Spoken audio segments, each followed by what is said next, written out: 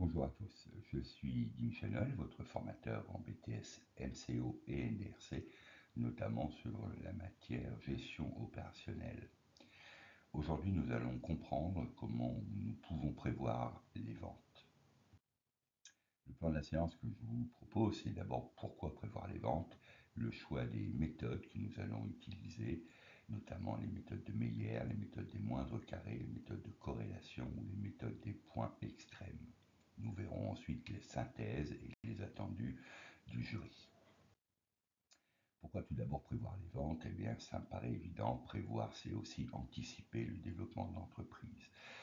Pourquoi prévoir les ventes? Parce que cela vous incite à agir le plus tôt possible grâce à des informations pratiques que vous obtenez. C'est notamment pour ces raisons que la prévision des ventes est souvent redoutée par les entreprises, en plus des différentes méthodes de calcul que nous verrons qui peuvent en effrayer plus d'un.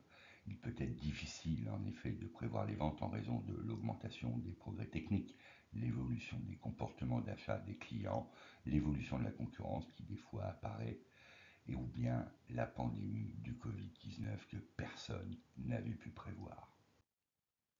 La prévision qualitative. Tout d'abord, la prévision qualitative, c'est tout ce qui concerne l'étude de marché, très très important pour pouvoir évoluer l'évolution de la demande, l'évolution de l'offre, l'évolution aussi d'un secteur d'activité. Ceci va nous donner des informations de nature à voir si le secteur d'activité dans lequel nous sommes évolue ou pas. Nous allons avoir aussi l'avis des commerciaux. Les commerciaux sont très importants dans une entreprise.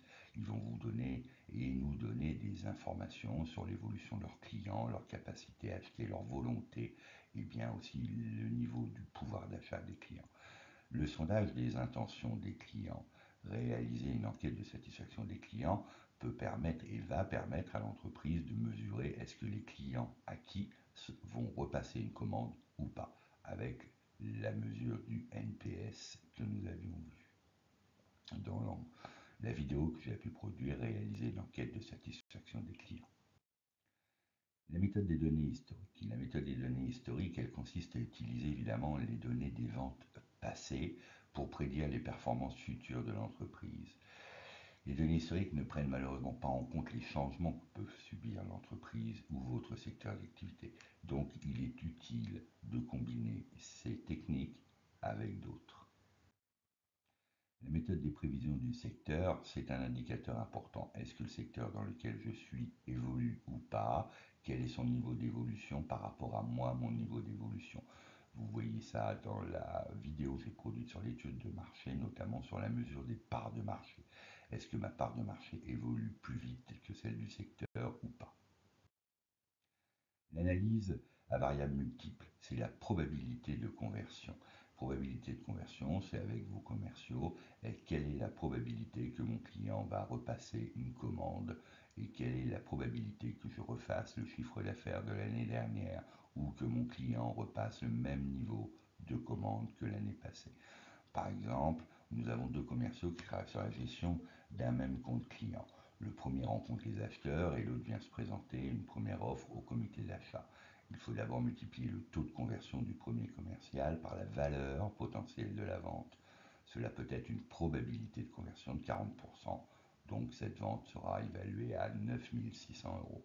Alors que le second, qui travaille à une étape moins avancée du processus de vente, mais il est plus performant et le montant est inférieur.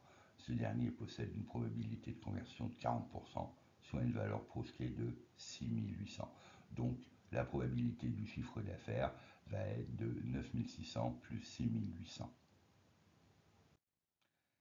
Nous avons aussi les méthodes quantitatives. Les méthodes quantitatives ici, ça va être les méthodes notamment des données annuelles, afin d'effectuer tous les calculs saisonniers à partir des ventes chaque année, mais on peut aussi les obtenir par rapport à des ventes de semaines, par rapport aussi à des ventes mensuelles ou hebdomadaires. Là, nous sommes sur le volume déjà acquis par l'entreprise. La méthode des taux automobiles avec les données dites glissantes que nous verrons et la méthode de corrélation. Les méthodes statistiques, nous en avons quatre, les méthodes des moindres carrés, Meyer, point extrême et par corrélation. J'attire votre attention sur le fait que les données statistiques s'appuient sur des ventes passées et ne tiennent pas en compte les événements qui pourraient survenir, notamment toutes les entreprises qui ont fait des prévisions de 2019 à 2020 n'avaient pas prévu l'événement catastrophique de cette année qui était le Covid-19. Donc cet événement, évidemment, a dû obliger les entreprises à revoir leurs prévisions sur les ventes. J'attire votre attention sur la vidéo que j'ai produite sur la présentation et l'analyse des données statistiques. La première méthode qui extrait des statistiques, c'est la méthode des moindres carrés.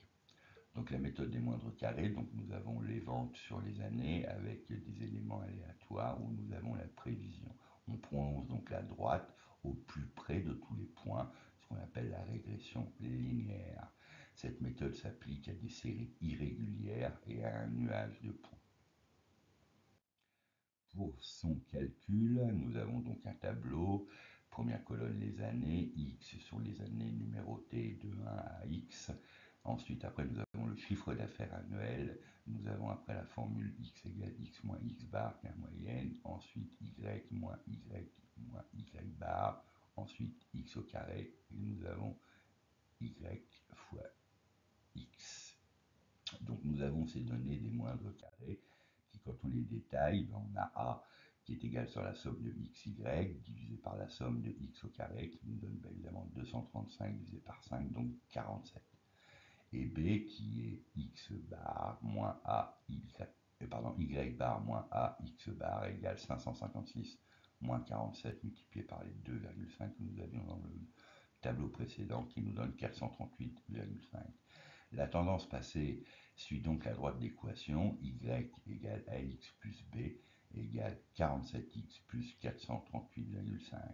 Si on prolonge la tendance pour l'année 2013, on remplace x par le numéro donc de l'année, soit 5, et x égale 47 fois 5 plus 438,5. Donc la tendance de réalisation du chiffre d'affaires pour l'année 2013 serait la prévision de 673 500 euros. La méthode extraite donc toujours des statistiques qui est dite de Meyer, qui est dite la méthode des doubles moyennes. Donc là, vous voyez tout un tas de points de chiffre d'affaires qui ont été réalisés, les ventes sur les années, et on obtient une prévision pour la simple et bonne raison, c'est qu'on a isolé en deux moyennes les groupes de points. Donc on sépare la série en deux sous-séries d'importance plus ou moins identiques, 3 plus 2, 4 plus 3, 5 plus 4. Et donc on prolonge la droite qui passe par les deux points moyens. Pour sa méthode de calcul, on a donc X qui est égal à la numérotation des années et Y les ventes en kilo-euros. Donc on a le point moyen A de coordonnées XA égale 1 plus 2 plus 3, donc divisé par 3 égale 2, et YA égale 401 plus 562 plus 630 divisé par 3 égale 531. Le point moyen B de coordonnées XB égale 4 plus 5 divisé par 2 égale 4,5 et YB égale 738 plus 852 divisé par 2 égale 795. Donc le calcul étant selon la méthode de Meyer, on a A qui est égal à YB moins YA divisé par XB moins XA égale 795 moins 731 divisé par 4,5 moins 2 qui nous donne 105,6. Et nous avons B qui est égal à YA moins AXA égale 531 moins 105,6 multiplié par 2 égale 319,8. Donc on obtient donc l'équation Y égale 105,6x plus 319,8. On obtient donc pour 2021 X égale 6 et Y égale 105,6 plus 319,8 égale une prévision de 953 400 euros. Les méthodes dites extraites maintenant des statistiques, c'est la méthode des points aussi, des points extrêmes. Donc là, nous avons des chiffres d'affaires en vert sur la droite disséminée. On prend donc la droite qui passe par deux points extrêmes. Cela s'applique évidemment à des séries qui sont régulières. La méthode de calcul, on va déterminer l'équation de droite qui passe par les deux points se situant aux extrémités de la série A. Donc c'est la 1, la première année pour 401 000 euros de chiffre d'affaires, et B, cinquième année pour 852 000 euros de chiffre d'affaires. Comme précédemment, on a A égale 852 moins 401 divisé par 5 moins 1, ce qui nous donne 112,75. Et B égale 401 moins 112,75 par 1 égale 228,25. On obtient donc l'équation toujours y égale 112,75x plus 288,25. En 2021, on a x qui est égal 6, sixième année, et y égale 112,75 par 6 plus 228,25, ce qui nous donne un prévisionnel de chiffre d'affaires de 964 750 euros. Nous avons ensuite les méthodes par corrélation qui sont un peu plus compliquées. C'est notamment les méthodes de corrélation de Pearson ou de Sherman, où on recherche R, R qui est le coefficient de corrélation, qui est une valeur sans unité, mais comprise entre -1 et 1. La signification statistique est indiquée par une valeur P, donc P qui est égal à 2 fois P, qui est là, où T et suit une distribution avec n-2 qui sont les degrés de liberté.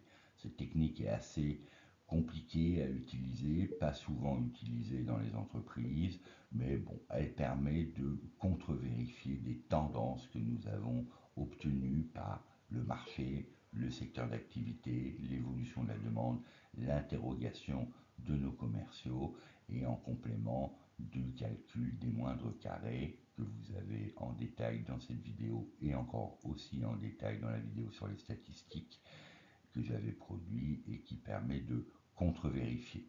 L'idée de cette vidéo, c'est de vous montrer qu'il n'y a pas une méthode pour calculer les prévisions des ventes, il y a plusieurs méthodes.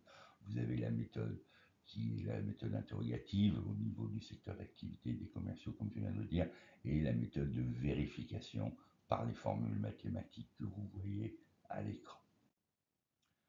Le rappel des attendus du jury, c'est que vous puissiez apprécier ces méthodes, donc les méthodes qualitatives, qui est donc l'appréciation du secteur d'activité, l'appréciation du marché, l'appréciation de l'interrogation de vos commerciaux, le calcul de probabilité client par client ou point de vente par point de vente, et qu'ensuite vous puissiez les comparer avec les études statistiques par les formules, notamment par les méthodes des moindres carrés, des points extrêmes, ou la méthode de Meyer, ou la méthode des corrélations. Les mots-clés à retenir, c'est évidemment connaître les méthodes de prévision des ventes, étant entendu qu'il n'existe, comme je viens de le dire, pas une méthode, mais qu'il est utile d'en utiliser plusieurs pour avoir une tendance prévisionnelle réaliste. N'oubliez pas que la prévision des ventes permet à l'entreprise d'anticiper ses investissements, ses recrutements et son développement. Je rappelle qu'une entreprise qui ne se développe pas, une entreprise qui ne va pas au-delà des chiffres et des résultats de son secteur d'activité, c'est une entreprise qui sera un jour ou l'autre et très rapidement en difficulté. N'oubliez jamais que le succès dépend que de vous. Nous, formateurs, nous sommes là pour vous accompagner du mieux possible en vous donnant le meilleur de nous-mêmes par notre expérience, nos connaissances que nous avons acquis au fur et à mesure de nos années dans l'entreprise.